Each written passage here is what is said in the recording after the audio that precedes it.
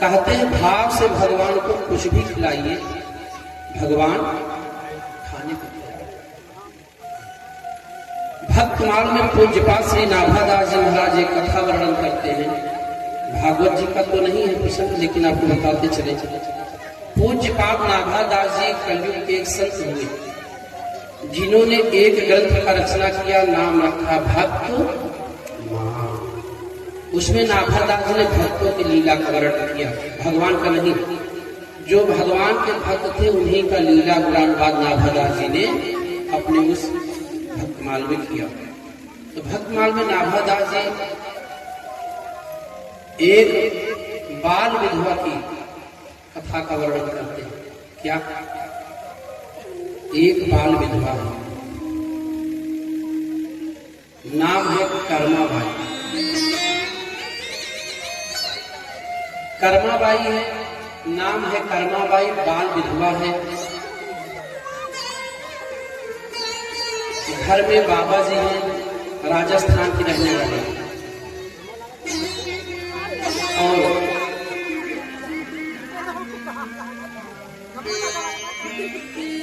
नित्य प्रति बाबा जी उनकी पूजा करते हैं। तो कर्माबाई देखते हैं बाबा जी पूजा करते हैं। एक दिन किसी कारण से कर्माबाई के बाबा जी गांव जाने लगे। जब गांव जाने लगे तो बाबा ने कहा, पुत्री जैसे मैं रोज भगवान को भोग लगाता हूँ वैसे तुम भी भोग लगा देना। पुत्री जब तक भगवान को जब तक भोग मत लगाना तब तक भोजन, यानी कि जब तक भगवान को खिलाना देना तब तक भोजन। बाबा जी ने कहा, कर्माबाई ने कहा ठीक है बाबा, मैं भोग अवश्य लगाऊंगी। कर्माबाई के बाबा जी गए गांव और बची कर्माबाई। भोजन तैयार करके कर्माबाई भोजन बना के भगवान के मंदिर में बैठ गई कि भगवान आओ भोजन करो। उसको लगा भगवान आएंगे और भोजन करेंगे, लेकिन भगवान तो आने वाले हैं नहीं। भोजन बना के कर्माबाई बैठी है, तुलसी का पत्ता डाल दी है, एक लोटा जल, एक गिलास में जल रख दी है। रखने के बाद अब लग रही है भगवान आवे और भगवान पावे, तो तभी हमको भी प्रसाद ग्रहण करने का अवसर मिलेगा। सुबह से शाम हो गया लेकिन भगवान आने वाले नहीं है।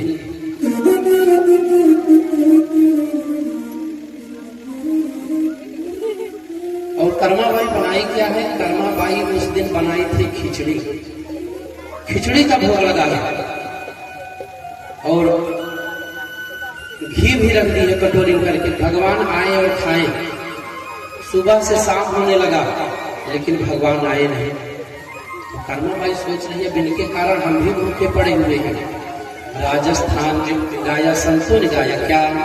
थाली भर कर लायो खिचड़ो। राजस्थान में बहुत सुंदर भजन गाया जाती है। क्या?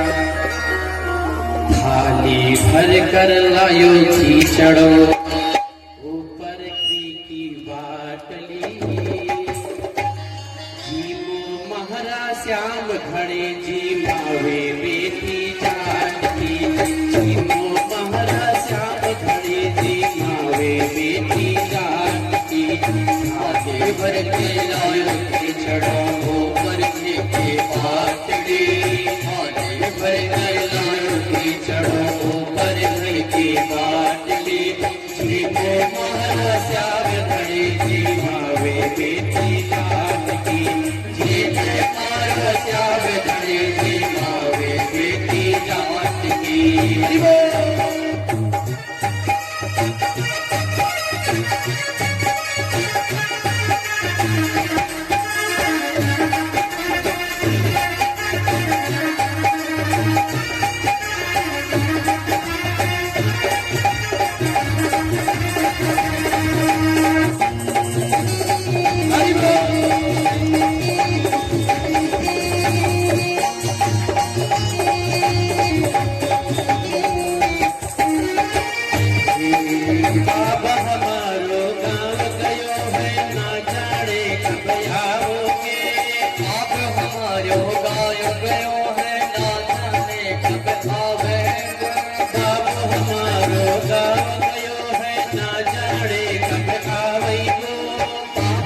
हमारो घर गयो है, ना जाने कब आयोगे। भूखे भरोसे बैठ सावन भूखे ही रह जाओगे। भूखे भरोसे बैठो रहो, भूखे रह जाओगे। माँ कर्मा बाई का क्या लगा कि भगवान, अगर आप यह सोच रहे हैं कि हमारे बाबा जी आएंगे ना, वो जाएंगे, वो आने वाले वो गाँव चले गए, उनके भरोसे में बैठिए। अगर खाना है तो मेरे हाथ से ही खाना पड़ेगा। बाबा जी लौटने वाले ये क्या है? बाबा हमारो गाँव गयो है, ना जाने कब आवेगो। बाबा हमारो गाँव गयो है, ना जाने कब आवेगो। भूखे भरोसे बैठ सांवला भूखे ही रह जावेगो। भूखे भरोसे बैठो सावला, भूखे ही रह जाओगे। आज माऊ तन कीचड़ हो, आज जमाओ तन की जड़ों, कालना बड़ी छाछ की।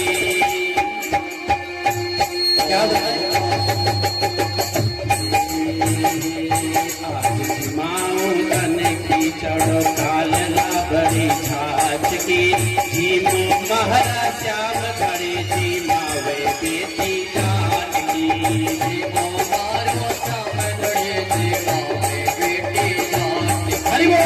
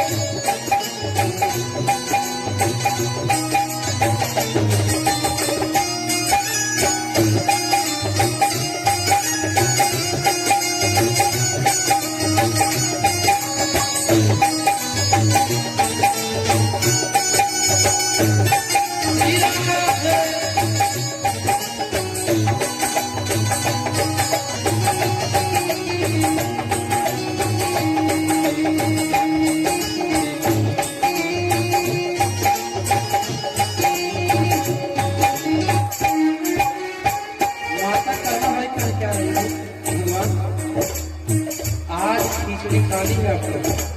आज अगर आप सोच रहे हो कुछ मिलेगा, आज खिचड़ी के अलावा कुछ मिलेगा नहीं। आज आपको खिचड़ी खाना है और कल मैं आपको रावड़ी खिलाऊंगी, लेकिन आज आपको खिचड़ी में ही संतोष करना पड़ेगा। क्या बार बार मंदिर में जड़ती, बार बार पटखोल की।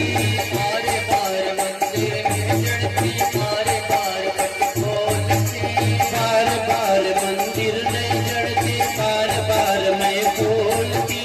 बार बार मंदिर न जड़ती, बार बार मैं खोलती।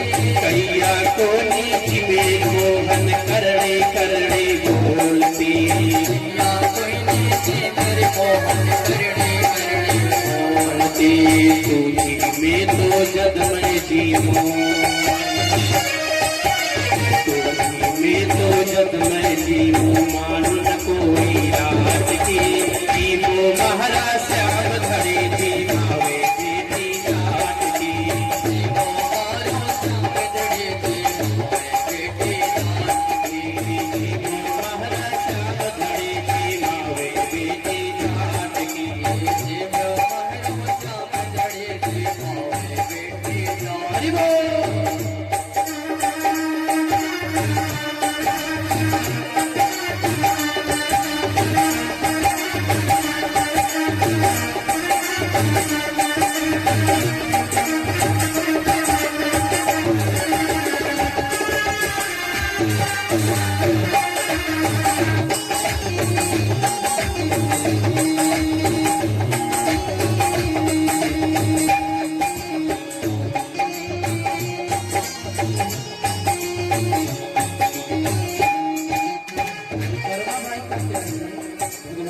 बार बार आती मंदिर खोल के देखते कि खाए नहीं अभी। अरे भूख, यदि आप जब तक खाओगे तब तक मैं खाने वाली, आपके खाने के बाद ही हमको बाबा जी का आदेश है कि जब तक भगवान को भोग खवा न देना तब तक पुत्री खाना मत। तो बार बार दौड़ दौड़ के मंदिर में आवे, किवाड़ा खोले और देखे कि भगवान खाए नहीं, लेकिन खिचड़ी वैसे करके खा गया। पढ़ दो भूल गयो सावरिया, पढ़ दो फेर लगायो जी। हर को बोल गयो सावरिया, हर को फेर लगायो जी। सावलिया के ओट बैठ कर श्याम की चढ़ो खायो जी। श्याम की चढ़ो खायो जी। भोला भाला भक्ता ने, भोला भाला भक्ता ने सावरिया कैया हाथ की। वो महरा श्याम धड़े जी गावे बेटी जात की। वो महरा श्याम धड़े जी गावे बेटी जात की। थाली भर कर लाई की चढ़ो ऊपर की घाट की। भर के लाई चढ़ो पर के जात की। वो महरा श्याम धड़े जी गावे बेटी जात की। वो महरा श्याम धड़े जी गावे बेटी जात की। हरि बोल।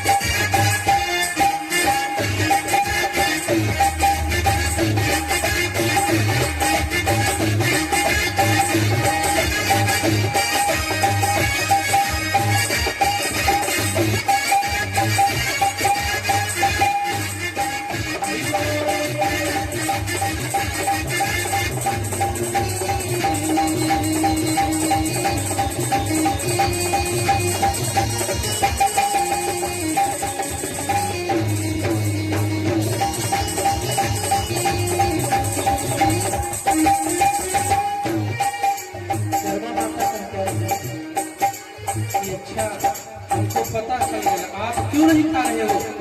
हमारे बाबा आप जब भोजन करते थे तो पर्दा लगा देते थे, हमने पर्दा लगाना भूल गए भैया, तो पर्दा नहीं था उस दिन। तो कर्मा बाई ने क्या किया, कर्मा बाई ने अपने घाघरे का पर्दा लगा दिया। घाघरा उठाकर अपनी आंखों के सामने खड़ी है, भगवान मैं देख नहीं रही हूँ, आप खा लो। तो वही अपने घाघरे का पर्दा किया तो भगवान को प्रकट हो जाना पड़ा। भगवान प्रकट हुए और बालक के रूप में बैठकर भगवान खिचड़ी खाना प्रारंभ किया। क्या भोला भक्ता के सांवरिया कैया हाथ की।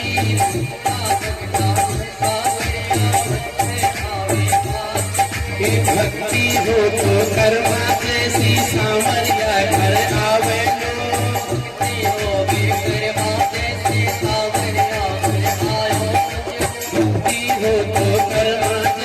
सांवरिया घर आवे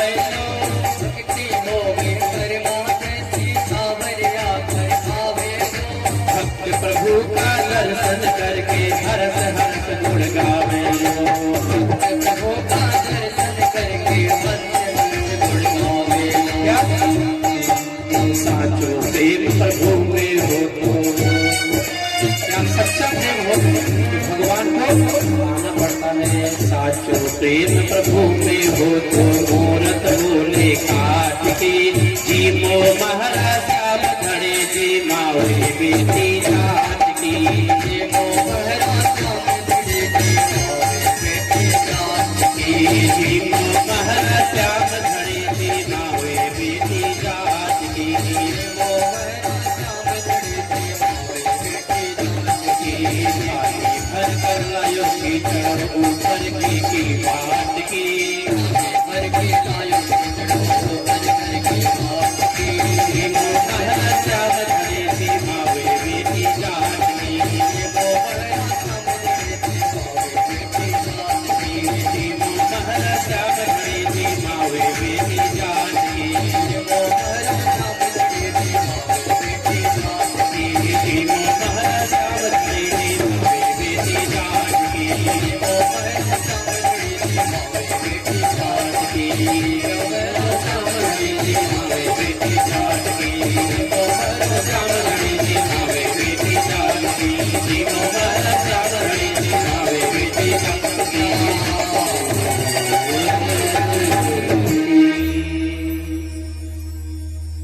संतों ने बताया, कर्माबाई की खिचड़ी को खाने के लिए भगवान जगन्नाथ प्रकट हो गए।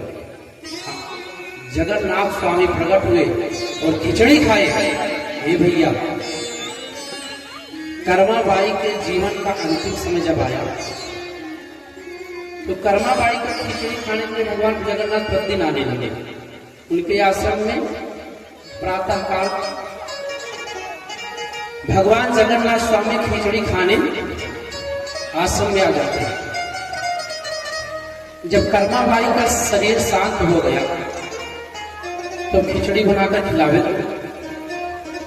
लेकिन भगवान सदा सर्वदा 5 वर्ष के बालक के रूप में ही कर्माबाई का खिचड़ी खाते हैं।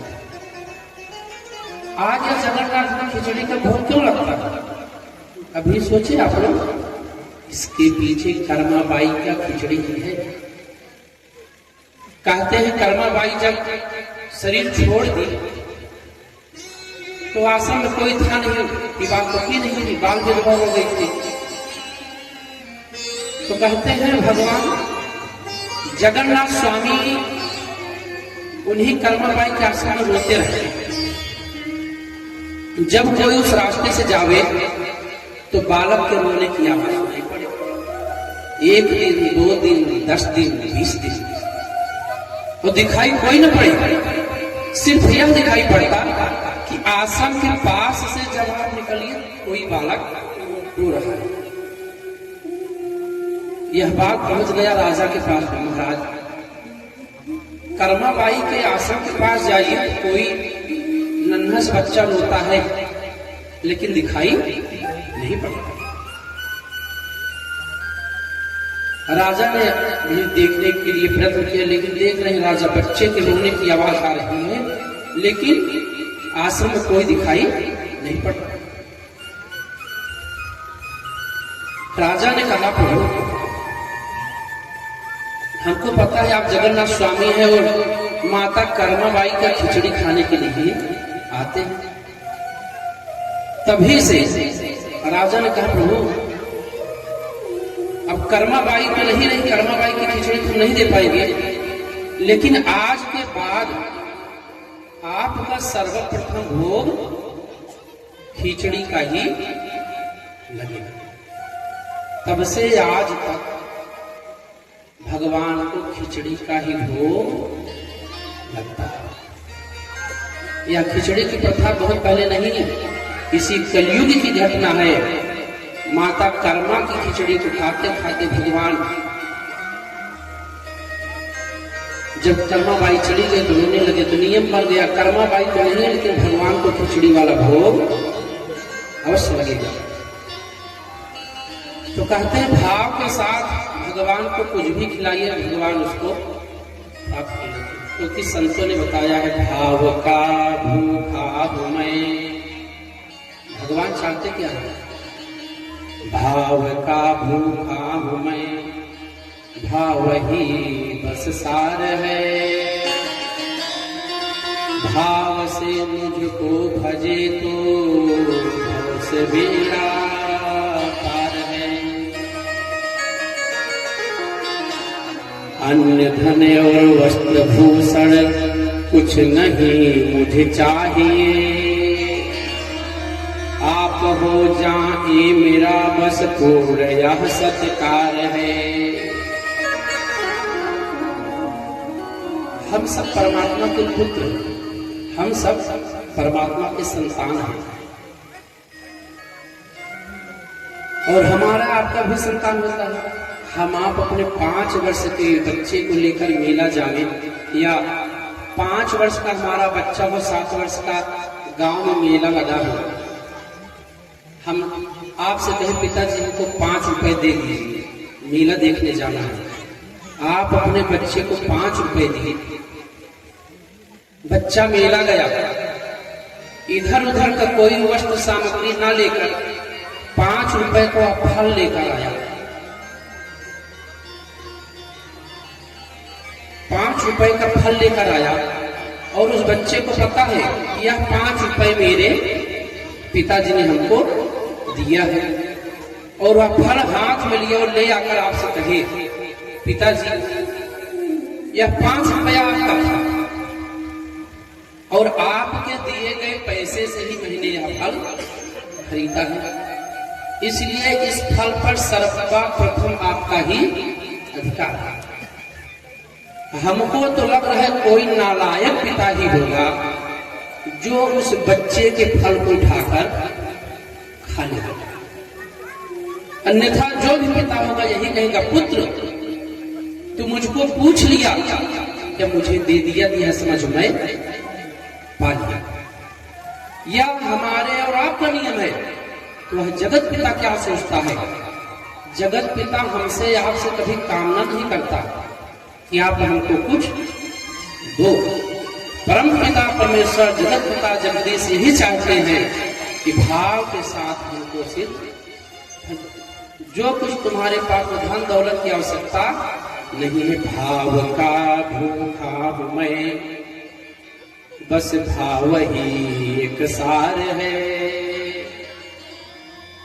भाव से मुझको भजे तो भव से बेड़ा पार है।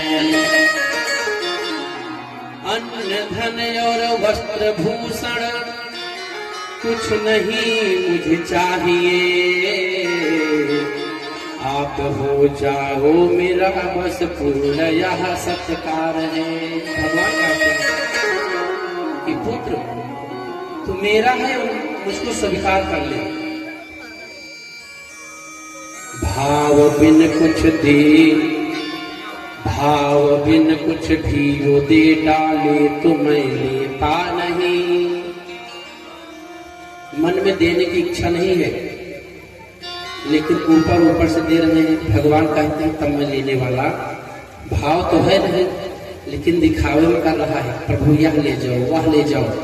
बाजार गया फल लाने तो 2 तरह का फल रखा है, एक 50 रुपए किलो, एक 100 रुपए किलो। 50 रुपए किलो वाला फल थोड़ा सड़ा है, तो दुकानदार ने कहा यह 50 वाला सड़ा है, थोड़ा सस्ते में है, और ये 100 वाला है, अच्छा है। तो हम कहेंगे यही 50 वाला दे दो, भोग ही तो लगना है। तो भगवान कहते हैं इसको मैं लेने वाला नहीं हूँ। भाव से भाव बिन कुछ भी वो दे डाले तो मैं लेता नहीं, नहीं लूंगा। भाव से एक फूल दे तो वो मुझे स्वीकार है। भाव के साथ, भक्ति के साथ यदि कुछ हमको दे रहे पुत्र, वह चाहे जो भी हो, तुम्हारे पास कुछ देने लायक नहीं है तो तुम अपना पाप हमें दे दो। आज अपना पाप हमको दोगे तो मैं उसे स्वीकार कर दूंगा। लेकिन भाव से लो, बिना भाव के तुम करोड़ों लाखों की संपत्ति प्रदान कर रहे हो तो हम लेने वाला नहीं। भगवान कहते हैं भाव से सुनी पुकारे मैं कभी सुनता नहीं, भाव से पूरित तेरे ही करती मुझे लाचार है। दुर्योधन बहुत पुकारा, दुर्योधन गया, सबसे पहले पहुंचा भगवान के पास और कहा प्रभु सबसे पहले मैं आया। अर्जुन पहुंचे, अर्जुन पहले से पहुंचे थे, अर्जुन ने कहा पहले मैं आया। भगवान ने कहा ठीक है।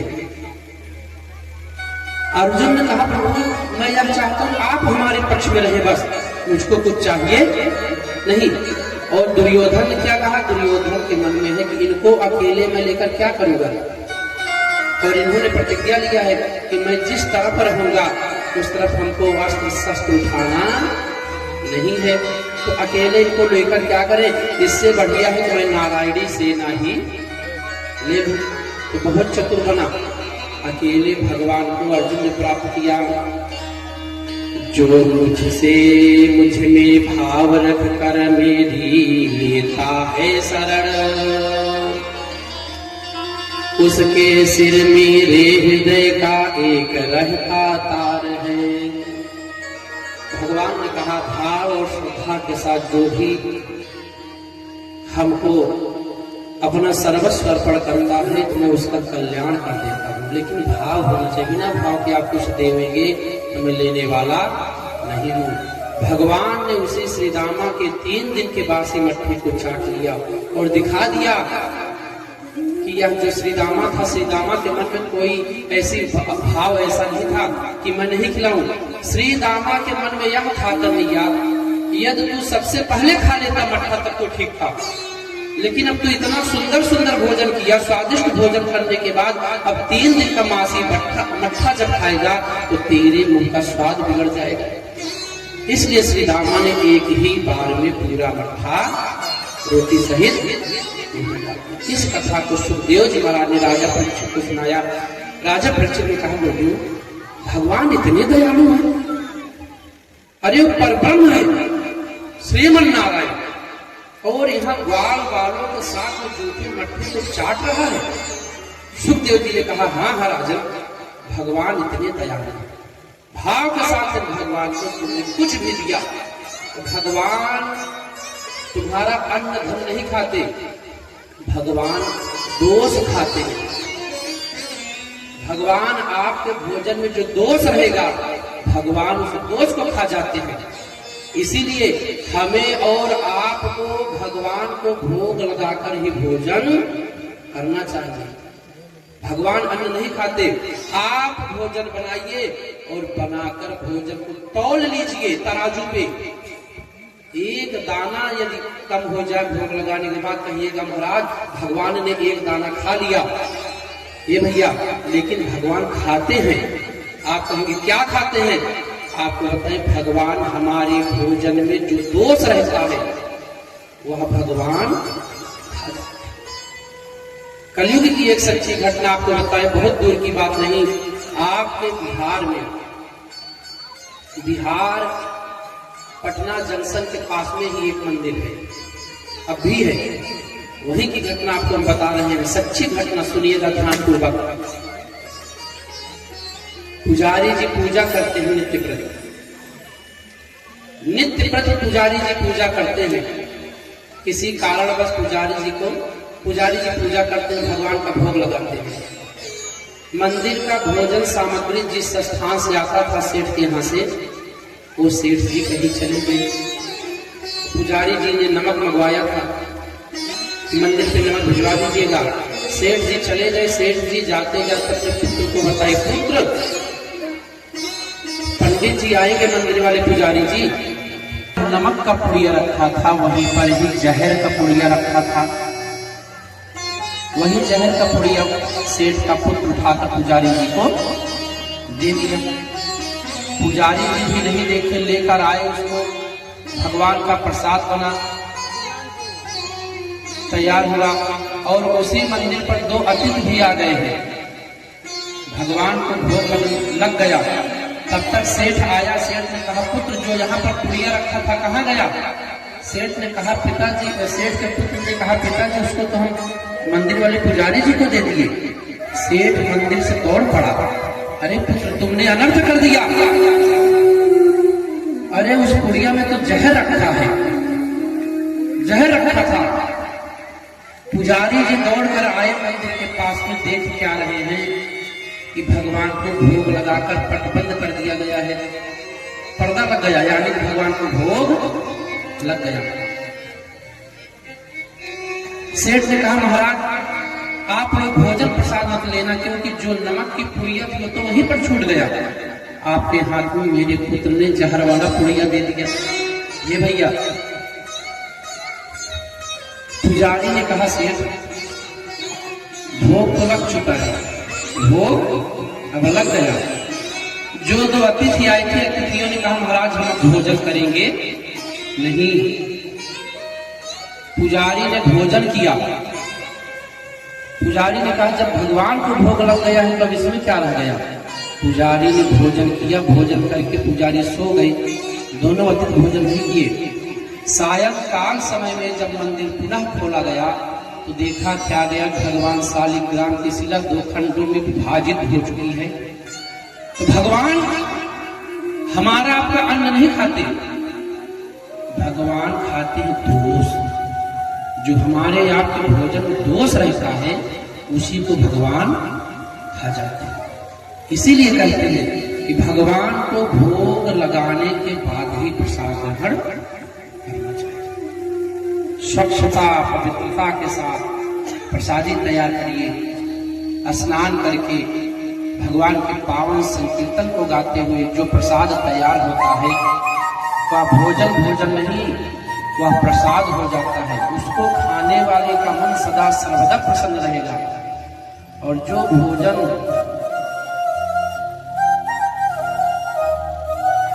बिना स्नान के कलह कलेश के साथ तैयार किया जाता है, उसको खाने से विकार उत्पन्न हो जाता है। घर में भोजन बनाओ प्रसन्नता के साथ, पवित्रता के साथ, और भगवान को भोग लगाओ तुलसी पत्र डालकर। भोग प्रसाद कम भी नहीं होगा और भगवान को भोग भी लग जाएगा। भगवान चाहते हैं, भगवान सुखदेव जी महाराज ने कहा, राजन भगवान बहुत दयालु है, भगवान को भाव के साथ भस्म किया जा सकता है। इस प्रकार सुखदेव जी महाराज ने राजा परीक्षित को स्मरण कराया, राजन कि भगवान की महिमा बहुत बड़ी है। भगवान नाना प्रकार की लीला करके ब्रजवासियों को मोहित कर रहे हैं। इसी के मध्य सुखदेव जी महाराज ने भगवान का एक लीला श्रवण कराया, महारास का लीला। तो पावन शरद ऋतु की प्रतीक्षा है सभी देवी देवताओं ऋषि मुनियों को कि पावन शरद ऋतु का समय आवे तो हम रासलीला में सम्मिलित हो। तो आइए रासलीला में सम्मिलित होने से पूर्व हम सभी लोग भगवान का पावन नाम गायन करें। तो उसके बाद दिव्य और भव्य मंगल में रासलीला की कथा को हम लोग श्रवण करेंगे। क्या लाडली अद्भुत नजारा तेरे बरसाने की है,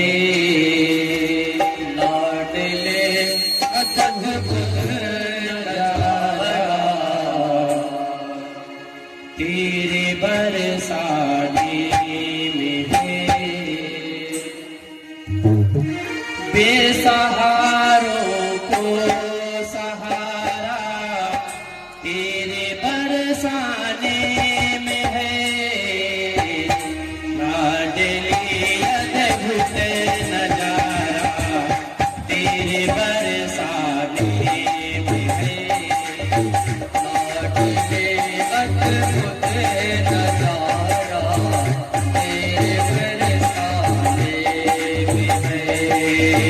लाडली अद्भुत नजारा तेरे बरसाने में है।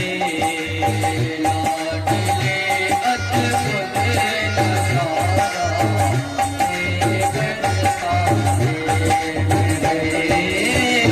बेसहारों को सहारा, बेसहारों को सहारा तेरे बरसाने में है। लाडली अद्भुत नजारा तेरे बरसाने में है। लाडली अद्भुत नजारा तेरे बरसाने में है। हरि बोल।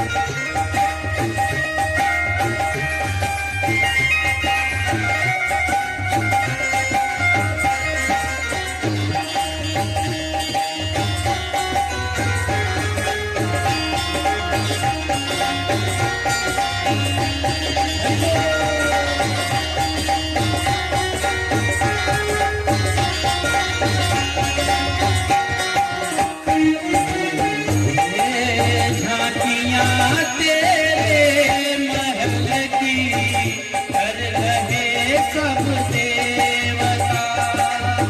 झांकियां तेरे महल की कर रहे सब देवता।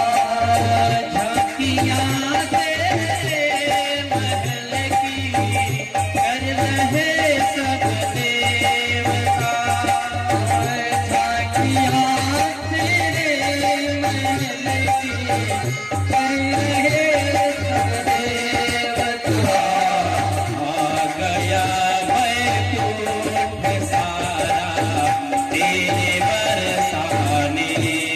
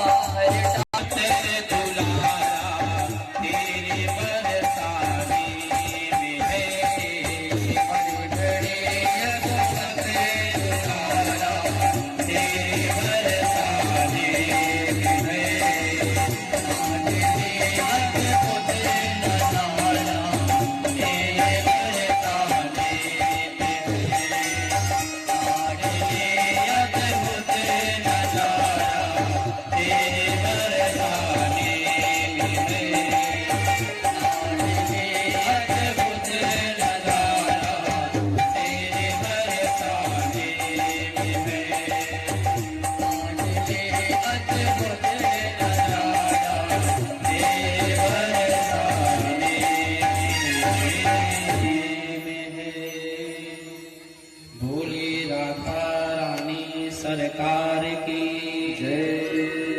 उमापति महादेव की जय। रमापति रामचंद्र की जय। अयोध्या रामलला की जय। वृंदावन कृष्णचंद्र की जय। जय जय श्री राधे।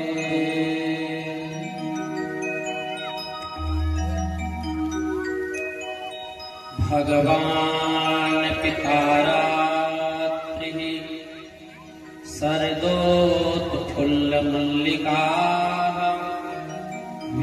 मन्थ्यन्रन्तो मनश्चक्रे योगमाया उपस्थितः।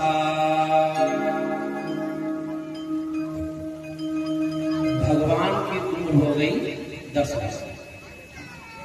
10 वर्ष के हुए भगवान एक लीला किए जिसको हम लोग महारास कहते हैं, जिसकी कथा सुखदेव जी महाराज ने भागवत जी में 5 अध्याय में श्रवण कराया, इसीलिए इसको रास पंचाध्यायी कहा। रास पंचाध्यायी, रास क्या है? रासो वैसा मन वाणी इंद्रिय के द्वारा भगवान के श्री चरणों में मन को लगा देना रास है। जितनी भी इंद्रियां हैं सभी के साथ भगवान के श्री चरणों में अपने आप को समर्पित कर देना ही रास है। रास में आया कौन कौन? सबसे पहले हम यह जानेंगे, रास को लोग सोचते हैं भगवान नाचे कूदे थे।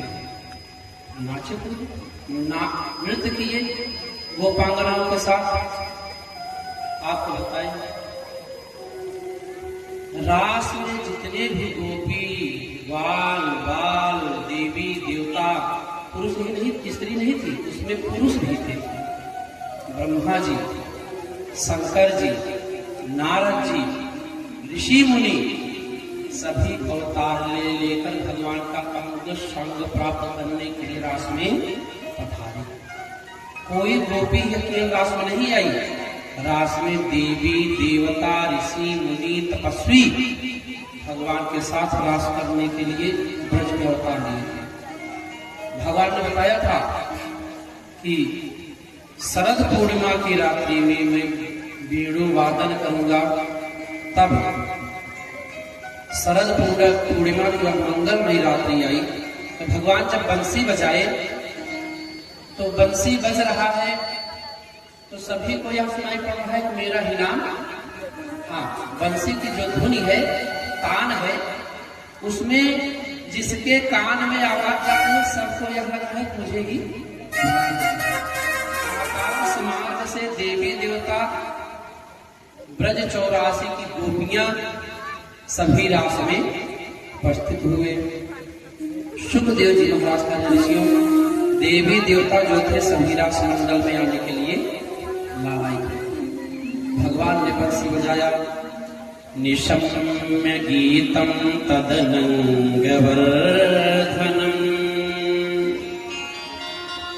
ब्रज स्त्रियः कृष्ण गृहीत मानसाः आजगमुरन्योन्यमल चितोद्यमा सायत्र कांतो ज्वललोल कुंडला। भगवान ने वेणु वादन किया। जब वेणु वादन भगवान ने किया, जितने भी ब्रज 84 की गोपियां हैं सभी के कान में वेणु का धुन पड़ा तो लग रहा है कि कन्हैया हमें ही बुला रहा है। दिन क्या है? शरद पूर्णिमा की अर्धरात्रि, आकाश में चंद्रमा का प्रकाश, हल्की हल्की ठंडी का समय, सुगंधित वातावरण हो गया। यमुना जी के पावन जल से पूरा वृंदावन सुगंधित हो गया। जो जंगल से हवा वायु आ रही है, वह वायु अपने साथ पुष्पों और सुगंधों को लेकर आ रहा है। यमुना ने सोचा भगवान हमारे तट पर बैठकर वेणु वादन कर रहे हैं और मैं भगवान का पाद प्रक्षालन न करूं तो मेरा तो जंग लेना ही धिक्कार है। जैसे हवा चला, हवा के साथ पुष्प आया और उसी हवा के झोंके में ही यमुना ने अपना लहर मारा और लहर भगवान के पैरों तक बंसी पटकर पहुंचा। भगवान का पाद प्रक्षालन हुआ, भगवान ने तान छोड़ा, सभी के कानों में वेणु वाद गया तो सभी गोपियां अपने अपने घर से चल पड़ी। जो कुछ जो कर रही थी सब वहीं पर छोड़ दिया। संतों ने बताया क्या बाजी उठ धाई बाजी देखवे को दो द्वार आई। यह बांसुरी कहाँ बज रहा है? यह कन्हैया की बांसुरी है। बज कहाँ रहा है क्या? बाजी उठ धाई बाजी देखवे को द्वार आई। बाजी अकुलाई सुल्तान गिरधर की। कुछ तो निकल ली घर से यमुना के तट पर जाने के लिए, लेकिन कुछ नहीं जा पा रही हैं। वह द्वार तक ही सीमा है। जो नई नवेली बधुएं आई हैं उनको सुनाई पड़ रहा है कि मेरा नाम बुलाया जा रहा है, लेकिन वो घर से निकल नहीं पा रही हैं। पर्दा है, सासू माँ बैठी हुई हैं, जाने नहीं दे रही, तो व्याकुल हो गई क्या? बाजी अकुलाई सुल्तान गिरधर के। बाजी ने धरे धीर बाजी ने पहन चीर।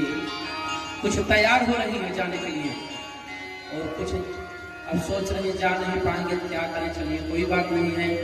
बाजी ने धरे धीर बाजी ने पहन चीर। बाजी के उठे पी बिरहा नल भर के। दौड़ पड़ी।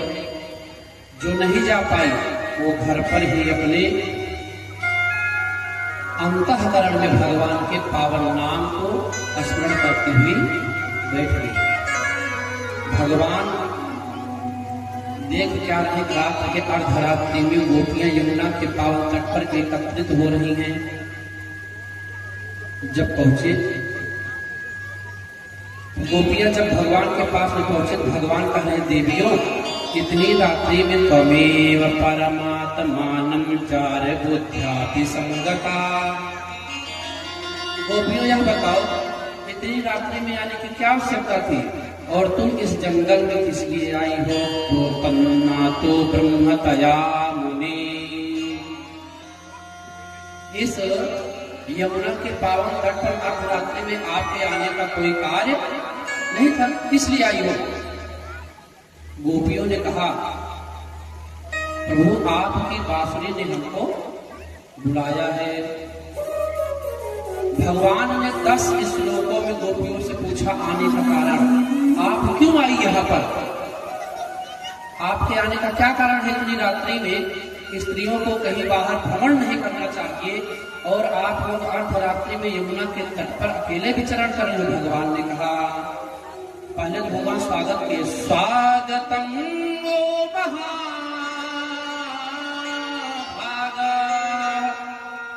प्रियम किं करवाणि वहा प्रजस्यानामयं कश्चित् भूतागमन कारणम्। सब गोपिकाएं आ रहे हैं। भगवान ने सर्वप्रथम गोपिकाओं का स्वागत किया। आओ आओ देवियों, आपका स्वागत है। स्वागतम वो महाभागा प्रियम किं करवाणि वा। अरे गोपियों, इतनी रात्रि में यहाँ क्यों आई हो? यहाँ आने का क्या कारण है?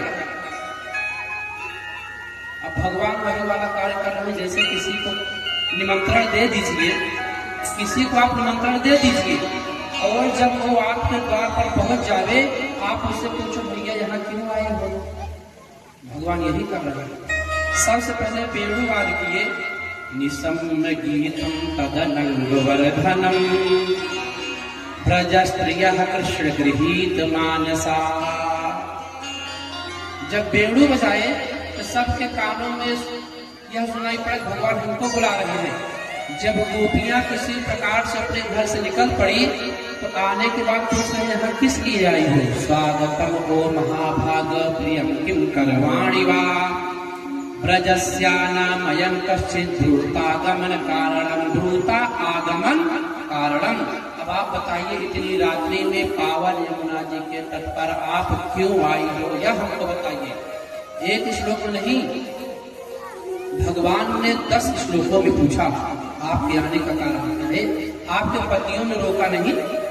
अरे देवियों, ये भैया पहले बुलाए तो कह रहे अच्छा आ गई हो, कोई बात नहीं है, चलो पर देख लो, जंगल में आई हो तो जंगल की शोभा देख लो, लौट जाओ घर को। अब रात्रि में इतनी रात्रि को आई हो तो कम से कम इस शरद पूर्णिमा की रात्रि में यह जंगल पावन तक यमुना जी का दर्शन कर लो। दर्शन करके अपने घर चली जाओ। भगवान कह रहे हैं दृष्टम वनम कुसुमितम राकेश कर रंजितम। आ गई हो तो चंद्रमा को देख लो और यमुना जी को देख लो। देखने के बाद देवियों आप लोग अपने घर को चले जाओ। यहाँ तुम्हारा कोई कार्य नहीं है। जाओ अपने पतियों की सेवा करो। पति ही सब कुछ है। पति धर्म का पालन करो। भगवान भैया वहीं पर पति धर्म का उपदेश देने लगे कि देवी पति कैसा भी हो, पति की सेवा सदा सर्वदा करना चाहिए। भगवान ने गोपियों को कहा दुःशीलो दुर्भगो वृद्धो जडोरोग्य धनोऽपि वा पतिः स्त्रीभिर्न हातव्यो लोकेषु हिरपातकी। भगवान पति सेवा के विषय बता रहे देवी पति की सेवा सदा सर्वदा करना चाहिए। जाओ अपने अपने पति की सेवा करो। पति की सेवा ऐसे करो चाहे पति बीमार हो चाहे रोगी हो, पति की सेवा सदा सर्वदा करना चाहिए। क्या दुःशीलो दुर्भगो वृद्धो, यदि पति वृद्ध हो गया है तब भी उसका सेवा करना चाहिए। दुर्भगो दुःशीलो दुर्भगो वृद्धो जडोरोग्य धनोऽपि वा। ये देवी अगर पति के पास में धन नहीं है तो उसका अपमान नहीं करना चाहिए कि अरे तुम्हारे पास धन नहीं तो हम तुम्हारा सेवा क्यों करें। एक लोटा पानी मांगे तो कह दो कि कमाना धमाना है नहीं और एक लोटा पानी उनको चले हम दे, ऐसा नहीं करना चाहिए। भगवान बता रहे हैं दुर्भगो दुःशीलो दुर्भगो वृद्धो।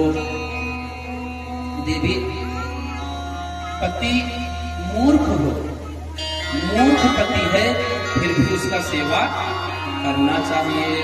दुःशीलो दुर्भगो वृद्धो जडोरोग्य धनोऽपि वा। और यदि वह किसी रोग से बड़े रोग से बीमार है, जटिल समस्या उसके पास में है, तब भी उसका सेवा देवी करना चाहिए। पति का अपमान नहीं करना चाहिए। बताया भरत हो शुश्रूषणं स्त्रीणां करो धर्मो हयमायया। अगर उसके पास धन नहीं है तब भी उसका सम्मान करिए। नहीं कि धन नहीं है तो सम्मान मत करो। धन नहीं है फिर भी उसका सम्मान करो, क्योंकि देवी पति से बढ़कर स्त्री के लिए कोई और नहीं है। जिसका पति है उसका सम्मान है और जिसका पति नहीं है उसका समाज में अपमान होने लगता है। इसलिए जाओ जाओ और जाकर अपने पति का सेवा करो। तुम्हें किसी भगवान का पूजा पाठ करने की आवश्यकता नहीं है। मैं नहीं कह रहा, यह बात भगवान शरद पूर्णिमा की रात्रि में गोपियों को बता रहे देवी यदि तुम्हारा पति है तो तुम्हें किसी साधु संत महात्मा के पास में जाने की आवश्यकता नहीं है। तदवंपति स्त्रीभिर्न हातव्यो लोकेषु हिरपातकी। जाओ और भाव श्रद्धा के साथ अपने पति की सेवा करो। हे भैया भगवान ने बताया क्या जिनका पति हो उसका जीवन में क्या गति होता है। बताए बिन परमेश्वर सोना मंदिर विद्या बिना लीलार सोना पति बिना संसार। हे मैया जिनका पति नहीं है तो भगवान क्या बता रहे हैं कि देवियों जिस प्रकार मंदिर बहुत करोड़ों लाखों का मंदिर बन जाए लेकिन मंदिर में यदि भगवान नहीं है तो उस मंदिर की शोभा कभी नहीं होगी। वैसे ही स्त्री के पास सब कुछ हो लेकिन उसके मांग में सिंदूर और माथे पर बिंदी न हो तो उसका जीवन बेकार हो गया। भगवान बताए बिन परमेश्वर सोना मंदिर विधि पिया बिना मिला रे सुना, पति बिना संसार सुना, पति बिना संसार। और कहीं मत जाना, जीवन में आपको किसी साधु संत महात्मा धर्मात्मा के पास जाने की आवश्यकता नहीं है। अपने पति की सेवा करो। भगवान ने बताया पति ही जप है, पति ही तप है, पति ही है करता, पति से ही पति इस जीवन की, पति बिन विपत्ति हजार सुना, पति बिना संसार सुना, पति बिना संसार। भगवान गोपियों को बताने, गोपियों ध्यान दो, आपको किसी भगवान, किसी देवता, किसी संत के शरणों में नहीं जाना है। आप अपने पतियों की सेवा करो, जिस प्रकार से माता अरुंधति ने वशिष्ठ जी का किया, माता अनसुईया ने अत्रि का किया, कि स्वयं भगवान को उनके घर में बालक बन जाना पड़ा। आप यहाँ मत आओ, आप जाओ। भगवान बताए एक पति व्रत इस जीवन में, सब व्रत है बेकार। ये भैया भगवान ने कहा कोई व्रत मत रहो, न करवा चौथ न छठी, कुछ नहीं। एक पति व्रत इस जीवन में, सब व्रत है बेकार। बहुत व्रत आप रहिए, खूब करवा चौथ रहिए, और एक बात, एक मिनट आप अपने पति से प्रेम से ना बोले, आपका व्रत सब निरर्थक हो गया। भगवान ने बताया करवा चौथ रहने से पति की उम्र लंबी नहीं होती, आपके दो मीठे बोले के कारण ही उनको प्रसन्नता हो। और आप थके हारे कहीं से आ रहे हैं ड्यूटी करके, कार्य करके, और घर में आने के बाद सम्मान न मिले, तो व्रत करने का कोई अर्थ नहीं है। बहुत करवा चौथ रहिएगा, उसका अर्थ निकलने वाला नहीं है।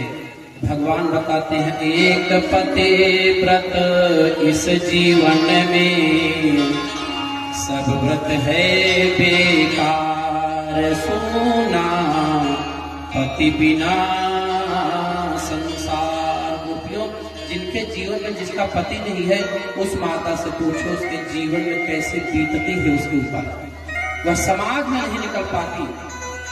भगवान समझा रहे हैं पति ही ब्रह्मा, पति ही विष्णु, पति ही है दातार।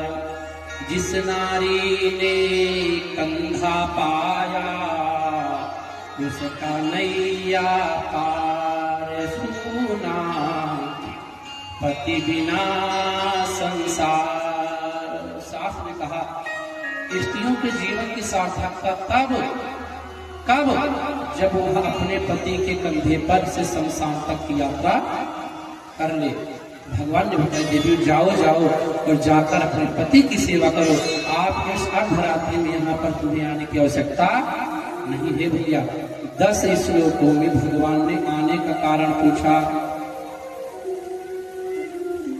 श्री सुखदेव जी महाराज कहते हैं भगवान का देवी अगर हमको देखना चाहती हो, मैं तो तुम्हारी गली में बराबर आता ही रहता हूँ। श्रवणाद दर्शनाध्याना मयि भावो कीर्तना। जाओ घर लौट जाओ, मैं तो तुम्हारे गली में बराबर आता ही रहता हूँ। दर्शनाथ वहीं पर मेरा दर्शन कर लेना। श्रवणाद अगर फिर भी मन न लगे तो सभी लोग आपस में बैठकर हमारे विषय में चर्चा कर लेना। और अगर न कोई सन्निकटता ज्यादा अच्छी बात नहीं है।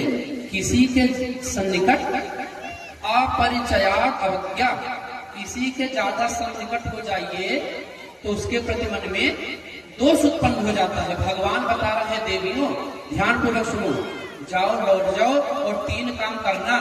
मैं प्रायः तुम्हारे गली से ही आता जाता रहता हूँ, मेरा दर्शन कर लेना। श्रवणाद और मेरे विषय में चर्चा आपस में कर लेना, श्रवणाद दर्शना, और भी मन न लगे तो ध्यान लगा लेना। तो मेरा दर्शन देवी किसी के ज्यादा सन्निकर्ष नहीं जाना चाहिए। किसी के पास में ज्यादा सन्निकर्षता होने से उसके प्रति दोष हो जाता है। तो साथ में बताया अति परिचयात अवज्ञा, अति सन्निकटता से दोष होता है। जैसे अब हमारे गुरु जी हैं, गुरु जी से दूर का संबंध है तो गुरु जी बहुत अच्छे हैं ना, लेकिन अब गुरु जी के साथ 10 दिन बैठना पड़ जावे लगातार, तो गुरु जी के प्रति वह भाव नहीं कम हो जाएगा। कम होने का कारण यह है कि हम गुरु जी के बहुत से क्रियाकलाप को ऐसा देखेंगे जो ये लगेगा कि अच्छा नहीं। तो जो गुरु जी के प्रति सन्निकटता था वह दूरी हो गया। आपको बताएं, जब हम लोग गुरुकुल में पढ़े और जो बच्चे पढ़ते हैं, पढ़कर जब वो आश्रम छोड़ते हैं, संस्कृत अध्ययन का 12 वर्ष का नियम है। ज्यादा चाहे जितना करिए, वेद पुराण के अध्ययन का, कथा भागवत करने का अधिकार आपको 12 वर्ष में प्राप्त होता है। 1-2 वर्ष में नहीं, ध्यान दीजिएगा। 12 वर्ष गुरु के शरण में बैठकर जो भागवत कथा वेद पुराण का अध्ययन करेगा, कर्मकांड भागवत करने का मूल अधिकार उसी को प्राप्त होगा। 12 वर्ष बाद जब गुरु जी के आश्रम से चलिए तो गुरु जी यही कहते हैं, पुत्र तो 12 वर्ष तक मेरे साथ ही रहा, लेकिन 12 वर्ष में हो सकता है मेरे जीवन की कुछ ऐसी क्रियाएं हो जो तुझे अच्छी न लगी हो, वह भी तू ले लिया हो। तो आज तू आश्रम छोड़ रहा है, आज से वह जो कुछ मेरे जीवन का तुझे अच्छा न लगा हो उसको यहीं पर छोड़ दो। कारण कि पुत्र तू मेरे सबसे सन्निकट था। एक ही आश्रम में हम लोग रहे, उसी आश्रम में गुरु जी, उसी आश्रम में शिष्य। तो पुत्र मेरे जीवन की बहुत सी क्रियाएं ऐसी हैं जो तुझको अच्छी न लगी हो। आज तू यह आश्रम छोड़ के जा रहा है, तो आज से वह जो मेरे जीवन का दोष था उसको यहीं पर छोड़। इसीलिए भगवान ने कहा, ना तथा सन्निकर्षेण प्रतियात ततो गृहा। देवियों, बहुत सन्निकटता अच्छी बात नहीं है, जाओ लौट जाओ। सुखदेव जी कहते हैं, राजन पहले भगवान बुलाए, अब जब लौटा रहे तब गोपियां जो हैं वो अपने दाहिने पैर की अंगूठे से धरती को कुरेदना चालू कर दे। कृत्वा और सांस बढ़ गया, तेज तेज सांसें ले रही हैं, जैसे क्रोध हो जाए, क्रोध में व्यक्ति का सांस तेज हो जाता है, वैसे ही गोपियां अपने पैर के अंगूठे से पृथ्वी को कुरेद रही हैं और श्वास उनका बढ़ गया। कृत्वा मुखान यवसुचः श्वसनेन शुष्य बिंबाधराणि चरणेन भुवं लिखन्त्यः। और अपने दांत से अपने ओठ को दबाकर पृथ्वी को देख रही हैं। अस्त्रैरुपक्तमसभिः कुच कुंकुमानि तस्थुर्मृजंत कुरुदुःखभरः तूष्णी। आंखों से अश्रुपात होने लगा। अब गोपियां बोलना प्रारंभ की। भगवान ने 10 श्लोकों में आने का कारण पूछा, तो गोपियों ने 11 श्लोकों में उत्तर दिया। ध्यान पूर्वक सुनिए क्या कहें गोपियां। जिसको श्रीमद् भागवत में सुखदेव जी महाराज कहते हैं, राजन यह जो 11 श्लोक है इसको प्रणय गीत कहा गया है। गोपियां जो बता रही हैं इसको कहा जाता है प्रणय गीत। गोपियां भगवान से कह रहे हैं, मैवं विभोर हति भवान गदितुं नृशंसं संत्यज्य सर्व विषयास्तव पादमूलम्। आप कह रहे हो चले जाइए, मैंने अपने जीवन पर जितना मेरे जीवन में दोष था सभी का हमने त्याग कर दिया। काम, क्रोध, मोह, लोभ, हमको पता है आपको काम, क्रोध, मोह, लोभ पसंद नहीं है, इसलिए मैंने इन सब का त्याग कर दिया है। क्या मैवं विभोर हति भवान गदितुं नृशंसम् संत्याज सर्व विषयः तव पादमूलम्। जितने भी काम थे प्रभु, हमने सबका त्याग कर दिया। काम, क्रोध, मोह का त्याग करके मैं आपके चरण में आई हूँ। अब आप हमारा अपकार मत करिए, अब आप हमको ठुकराइए मत, और अपना संकर्षता और अपना सानिध्य हमको प्रदान करिए। गोपियां कह रही हैं कि प्रभु जितना दोष था मेरे जीवन में मैंने आज सब कुछ छोड़ दिया, तो कम से कम अब आप इतना तो ध्यान ही दीजिए, आप ही ने हमको बुलाया है, मैं अपने आप से नहीं आई, आपने ही हमको बुलाया है। गोपियां मिलकर कहती हैं भगवान को, हे मुरलीधर छलिया मोहन, हे मुरलीधर छलिया मोहन, हम भी तुमको दिल दे बैठे।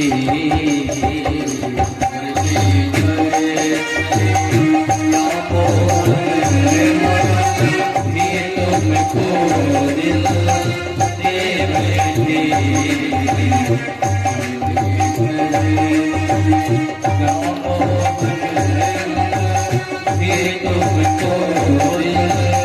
दे बैठे, गम पहले से ही कम तो न थे, और मुसीबत ले बैठे। गम पहले से तो कम तो न थे, और मुसीबत ले बैठे। मुरलीधर छली या मोह, हम भी तुमको दिल दे बैठे। मुरलीधर छली या मोह, ये तुमको दिल दे बैठे। राधे हरि बोल।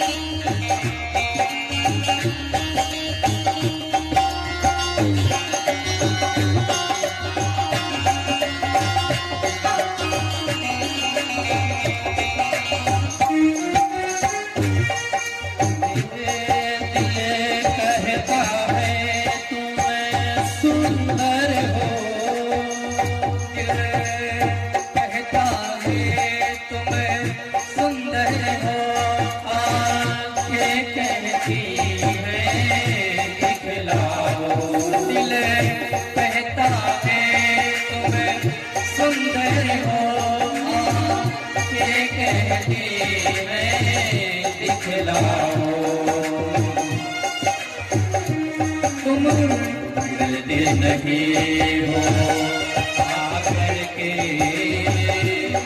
तुम मिलते नहीं हो आकर के, हम कैसे कहे देखो मिलते नहीं हो आकर के, हम कैसे कहे देखो बैठे।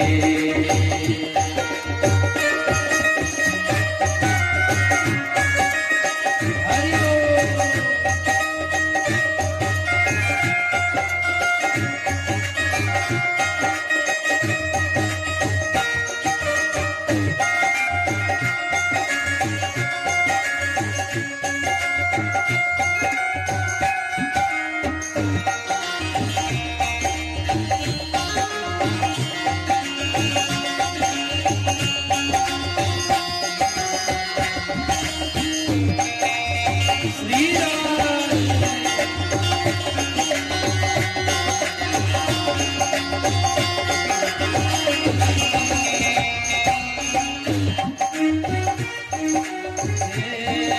महिमा सुन के हैरान है हम, महिमा सुन के हैरान है हम, तुम बिन आओ तो चैन मिले।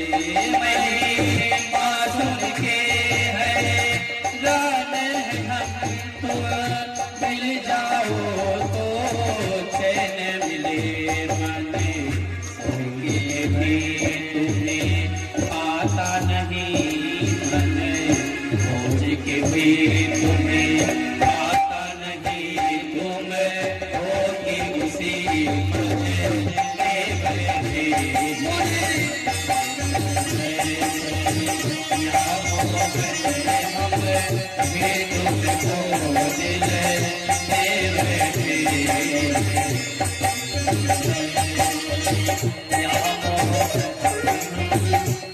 तुमको दिल दे बैठे। हरि बोल।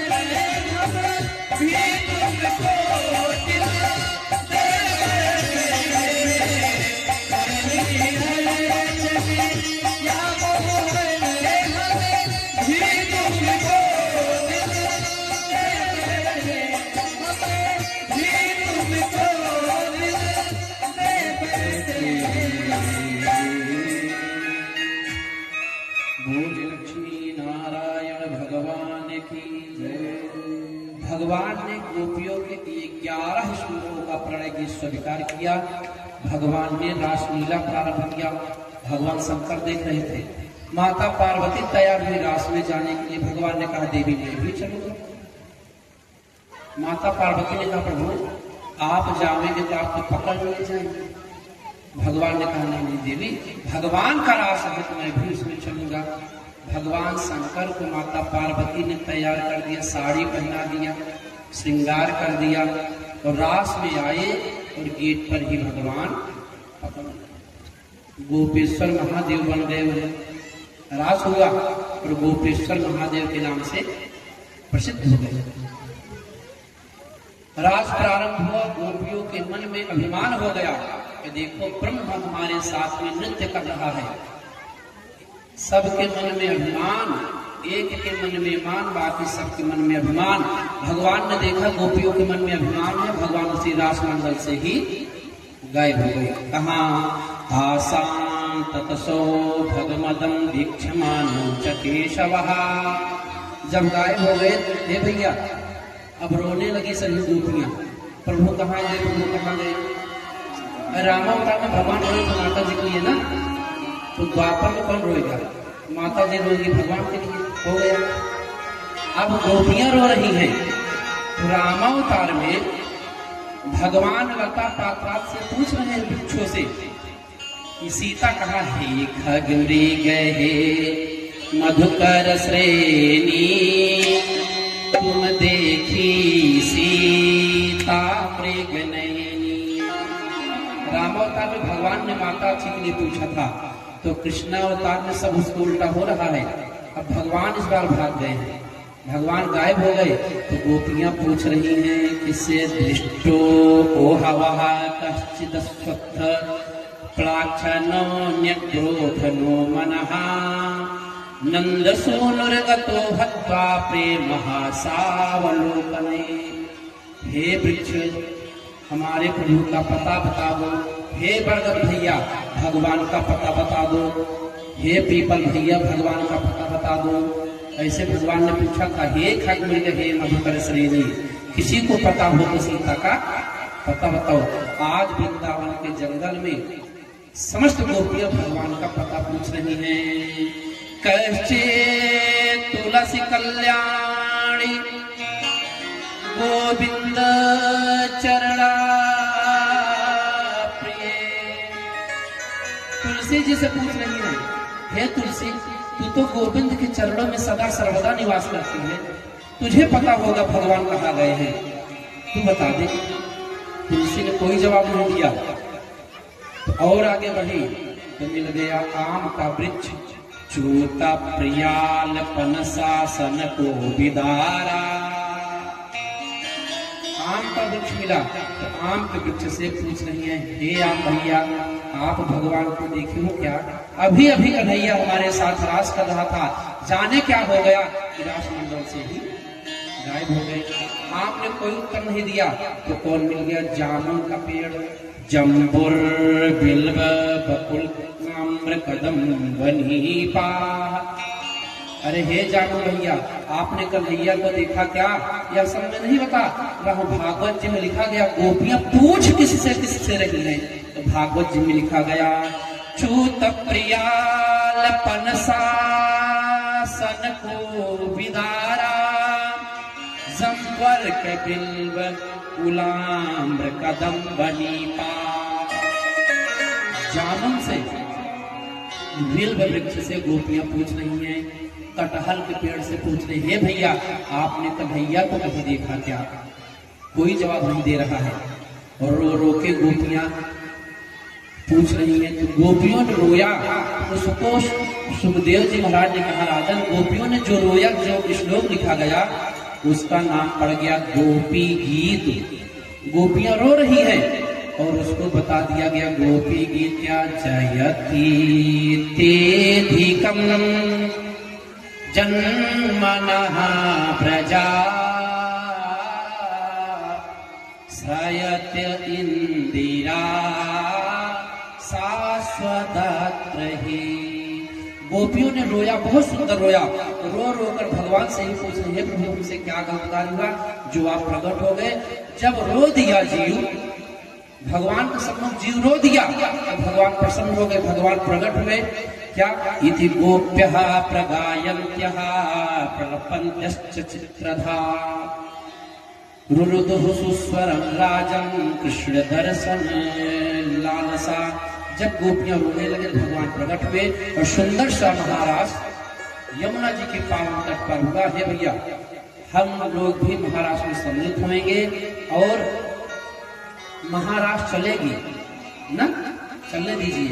और आज की कथा यहीं पर विश्राम, और रात की सत्र की कथा, और कल इस यज्ञ का कथा का विश्राम दिवस है ना। तो कुछ भक्त ऐसे हैं जो दिन में आते हैं और रात में नहीं आते, रात में आते हैं दिन में नहीं आते हैं। आज रात वाली कथा में होगा भगवान का मंगल, रुक्मिणी मंगल विवाह। विवाह में आप सभी को सम्मिलित होना है। भाव और श्रद्धा के साथ ज़्यादा से ज़्यादा संख्या में पधार कर मंगल में विवाह में आप लोग उपस्थित होंगे, क्योंकि ये दुनिया वालों का विवाह नहीं, ये भगवान का विवाह है।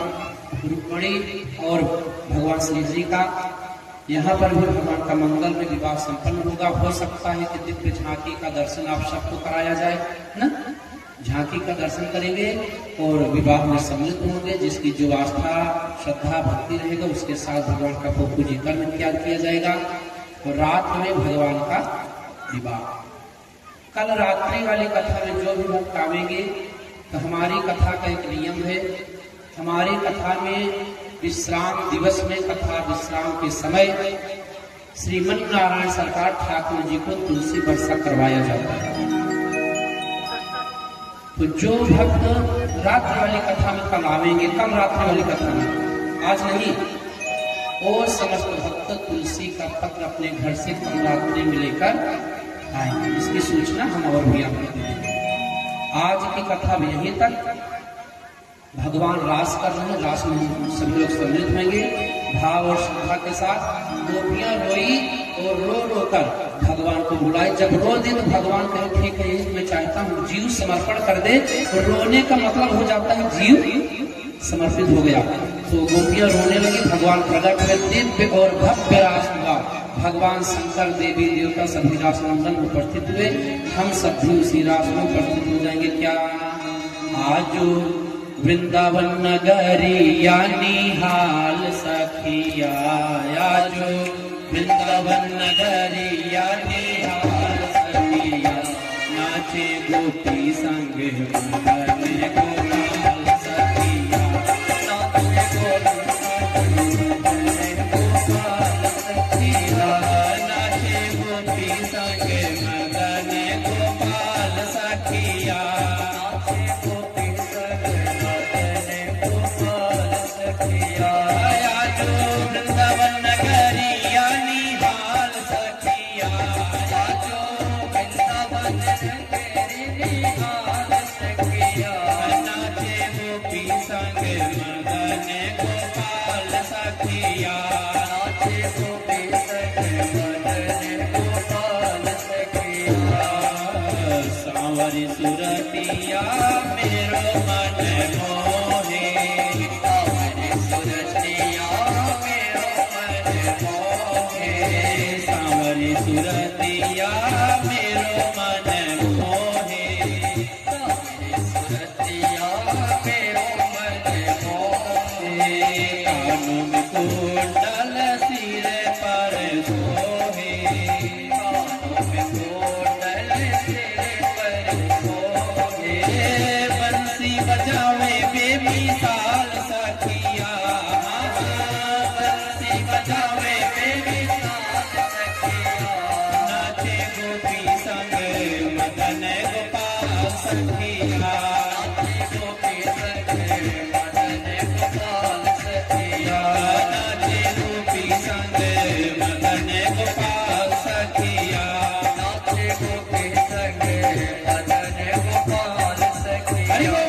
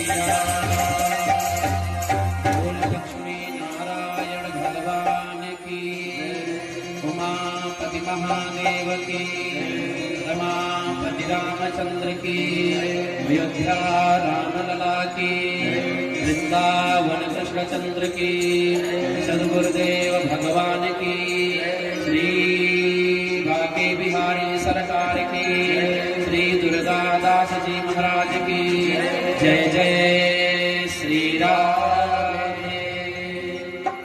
आइए अब हम समझते हैं कुछ दानदाता जो इस यज्ञ में दान दिए इस मंगलमय यज्ञ को पूर्ण करने के लिए, उनका नाम उच्चारण हो रहा है। उनको सुनेंगे कि हमारे और आपके बीच के जो बहुत से ऐसे भक्त हैं जो इस मंगलमय यज्ञ को भंडारे को पूर्ण करने के लिए दान कर रहे हैं। तो कुछ अभी दान कर रहे हैं, कुछ करेंगे मई में ना, माता जी का जब आगमन होगा उसमें भी आप सबको दान करना है। तो अभी भी करिए, उसके बाद अगली बार राम कथा का आयोजन है। जोरदार तालियों से स्वागत करिए। 2 महीने बाद फिर आपका होने वाला है। तो भगवान का पहले कृष्ण कथा, उसके बाद राम कथा। तो देखिए दोनों का संयोग कैसे है।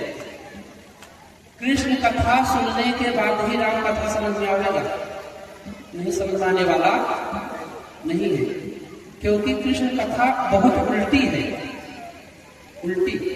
और भगवान राम की जो कथा सीधी सीधी है।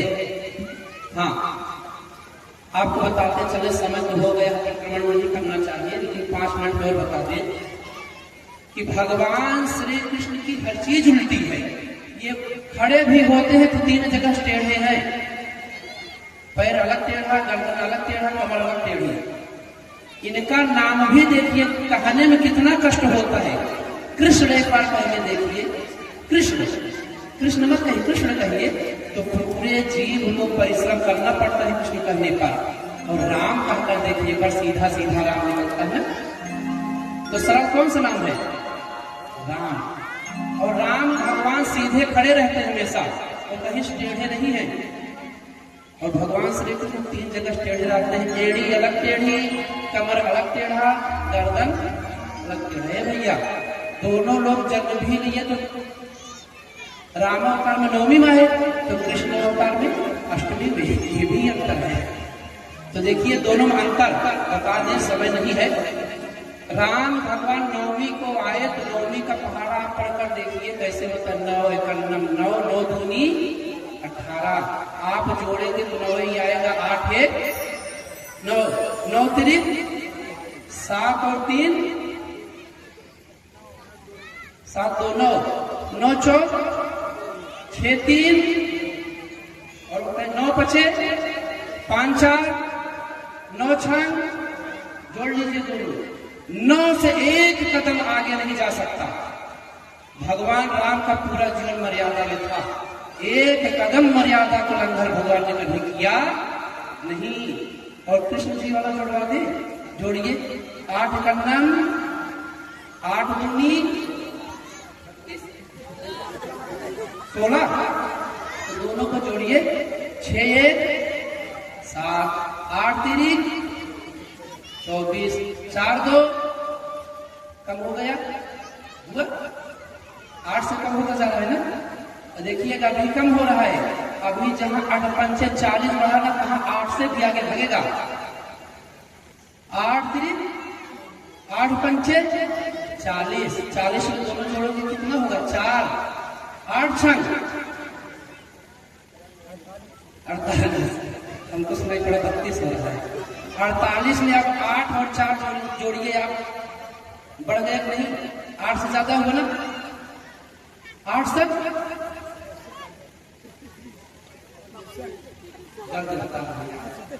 हाँ, पहाड़ा इतना भी मैथ नहीं कमजोर है। तो दोनों को जोड़िए। 8 से 56, 6 और 5 जोड़िए आप। 8 से ऊपर गया ना। राम भगवान जिस तिथि में आए वह तिथि इतनी पुनीत थी, वह तिथि आप जोड़ डालेंगे, एक कदम भी आगे गया नहीं। 9 से 9 दहमा 90 9 0 9, 8 दहमा से 8 0 8, एक बार घट गए पूरा और एक बार पढ़े। कितना पढ़ गए कि पूछिए मत। भगवान ने कहा कृष्ण अवतार में, मैं राम नहीं हूं, मौका पड़ने पर मैं उल्लंघन कर जाऊंगा सब चीज का। मैं बेशक कसम खाया हूं कि मैं अस्त्र नहीं उठाऊंगा, लेकिन अगर मेरे ऊपर आ गया तो मैं प्रतिज्ञा को भी तोड़ दूंगा। इसीलिए सबसे पहले आप लोग कृष्ण कथा सुनिए, नहीं तो सिर्फ फंसे रह जाएंगे। और उसके बाद मई में होएगी यहीं पर राम कथा। राम कथा आप लोग सुनेंगे तो राम कथा से तो जीवन में आनंद ही आनंद आ जाता है। भगवान की ऐसी मंगलमयी कथा है कि राम कथा श्रवण करने से हमको आपको कैसे रहना है, कैसे अपने परिवार को हम चलावें, किस तरह से अपने से बड़ों से छोटों से प्रेम करें, यह सब हमको सुनाएगा, बताएगा राम कथा। ये भैया, लेकिन कथा होगी तब जब आप लोग सहयोग करेंगे, तब आप सबका सहयोग होगा। सुनील बाबा कहाँ तक करेंगे? आप देंगे तो वही सुनील बाबा एकत्रित करके माता जी को स्थापित करा के आपको कथा सुनवाई देंगे। इसलिए जो युक्ति हमने कल बताया था उसका पालन, पैसा निकालने वाला थैली से, तो आप लोग प्रारंभ कर दीजिए। 10-10 रुपए 20-20 रुपए पति जी से मांगिए, ना देंगे तो थैली से निकाल लीजिए। हाँ, ये नहीं 10 रुपए 10 निकाल लीजिए, पकड़ लिए जाए आप ना। जब 100 200 500 तब 10-20 निकालिए, नहीं तो थैली में 10 रुपए हो, 10 आप निकाल लिए तो आप ही छोर से दोगे। और आप लोगों का भरोसा क्या कह सकते हैं? महाराज जी बताए थे निकालने के लिए, तो महाराज जी को उसमें मत फंसाइएगा। अपने रिस्क पे काम करिए। 100 200 500 हो तो 50 वाले नोट चुपके से पतिदेव के थैले से छटका लीजिए और रखे रहिए, और ले आकर माता जी के चरणों में सब अर्पण कर देना। ठीक, तो आइए कुछ ऐसे दानदाता हमारे बीच में हैं जिनका नाम हम लोग सुनेंगे ना। बोलिए लक्ष्मी नारायण भगवान की जय, श्री दुर्गा दास जी महाराज की जय हो। इधर माता जी लोग जयकार बजा कर बोलिए उमापति महादेव की। ठीक, अब आप लोग सुनिए क्योंकि बहुत ज्यादा विलंब होगा, आपको जाके पुनः वापस आना है। गुरुदेव भगवान की जय हो। आइए, आज का सहयोग जो है बड़े भैया श्यामलाल 351 रुपए जो कि लंगड़ी से है, राम नरेश यादव 51 रुपए, पूरे चंद्र मिश्र से, मनोज मिश्रा 1100 रुपए, पूरे सुचिता मिश्र से, और 51 किलो आलू 51 किलो आटा गुप्तदान हुआ है। एक टीना की जो कि लंगड़ी से है, घनश्याम यादव 201 रुपए, पूरे नंदलाल पांडे, करणजीत पाल 251 रुपए, 50 किलो आलू पूरे नंदलाल पांडे से है। लल्लन सिंह प्रधान एक टीना की जो कि लंगड़ी से है। रामचंद्र 51 रुपए जो कि लंगड़ी से है। अयोध्या प्रसाद यादव 201 रुपए पूरे नंदलाल पांडे से। गुप्त दान हुआ है 101 रुपए देवलपुर से। एक गुप्त दान और हुआ है देवलपुर से 101 रुपए। राम प्रकाश यादव 1100 रुपए नोहरेपुर से है। और बड़े भैया राम शरण की तरफ से 101 रुपए जो कि लंगड़ी से है। हरविलास सिंह की तरफ से 501 रुपए जो कि लंगड़ी से है। राम धीरज यादव आज का प्रसाद जो रहेगा राम धीरज यादव की तरफ से है, लोहरेपुर से है। और राम मूरत जायसवाल 101 रुपए रामापुर से है। राम कृपाल पांडे 201 रुपए पूरे नंदलाल पांडे से। सुभाष पांडे 201 रुपए पूरे नंदलाल पांडे से। कल्लू दुबे की तरफ से 101 रुपए पूरे ईश्वरी दुबे से है। खिलार की तरफ से बड़े भैया खिलार की तरफ से 105 रुपए जो कि लंगड़ी से है। मुन्ना प्रधान की तरफ से 501 रुपए लंगड़ी से है। बाल गोविंद सिंह की तरफ से 201 रुपए। चंद्रशेखर सिंह की तरफ से 501 रुपए जो कि लंगड़ी से है। मोनू पांडे की तरफ से 501 रुपए पूरे नंदलाल पांडे से। रामपाल यादव इनका सहयोग आया है 56 रुपए जो कि लंगड़ी से है। शीतल पांडे बड़े भैया शीतल पांडे की तरफ से 501 रुपए पूरे नंदलाल पांडे से। अंजलि पांडे की तरफ से 1 टीना घी पूरे नंदलाल पांडे से। राम जीवन शुक्ला 1 टीना घी कटगोरे जो कि अमेठी से है। आज का सहयोग यही रहा। तो बढ़ चढ़ के सहयोग आप लोग भक्तगण आइए और सम्मिलित कीजिए। आइए आरती में चलते हैं, सभी लोग सम्मिलित होते हैं तो आप सभी लोग प्रेम से खड़े हो जाइए। सभी भक्त अपने निज स्थान पर खड़े हो जाए।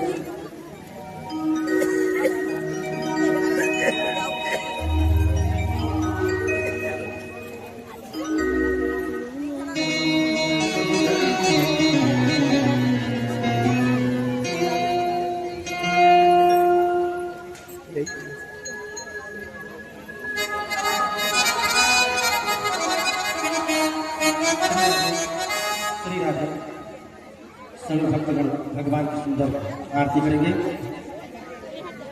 हरि चंद्रमा जातचक्षो सूर्यो अजायत श्रोत्राद्वायुश्च प्राणश्च मुखान् दग्निरजायत। श्रीबाके बिहारी तेरी आरती गाऊं। श्रीबाके बिहारी तेरी आरती गाऊं। बाके बिहारी तेरी आरती गाऊं। बाके बिहारी तेरी आरती गाऊं। आरती गाऊं प्यारे आपको रिझाऊं। आरती गाऊं प्यारे आपको रिझाऊं। श्याम सुंदर तेरे आरती गाऊं। श्याम सुंदर तेरे आरती गाऊं। सेवा के बिहारी तेरी आरती गाऊं। हरि बोल।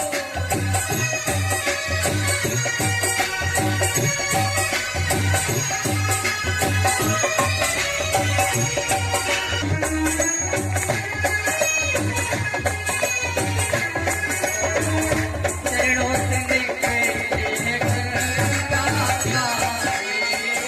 चरणों से दिखे गंगा धारी। इसने सारे दुनिया सारी। इसने सारी दुनिया सारी मुझे चरणों के इसने पाए मुझे चरणों के।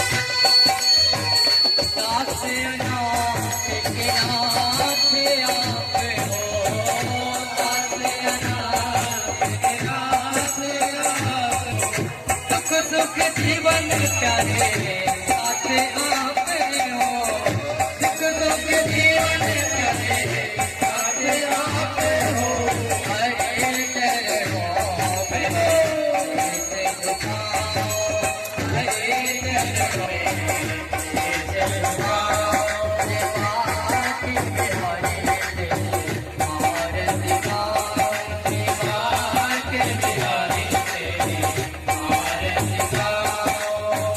श्री हरिदास के प्यारे तुम्हें हो, श्री हरिदास के प्यारे मेरे मोह में जीवन धन्य हो, मेरे मोह में जीवन धन्य हो। एक जगत सभी भले भले जाओ, के बिहारी तेरी आरती गाओ, के बिहारी तेरी आरती गाओ, के बिहारी तेरी आरती गाओ, गिरधर तेरी आरती गाओ, गिरधर तेरी आरती गाओ, आरती गाओ प्यारे आपको गाओ, आरती गाओ प्यारे आपको गाओ, आम सुंदर हरि बोल, आम सुंदर तेरी आरती गाओ, के बिहारी तेरी आरती गाओ, बिहारी तेरी आरती गाओ, के बिहारी तेरी आरती गाओ। कर्पूर गौरव करुणाव पारम संसार सारम बुद्धि निवारम सदाम संत विद्याधरे भवं भवानी सहितं नमामि त्वमेव बन्धो सखा त्वमेव त्वमेव विद्या जगतं त्वमेव सर्वं देव देव।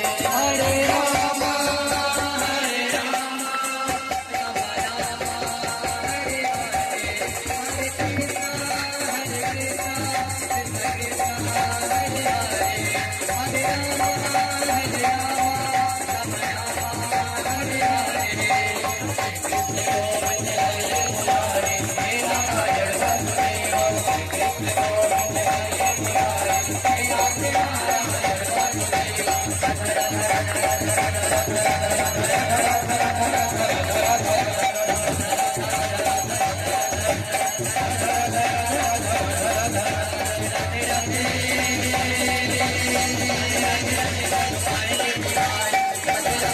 Thank you.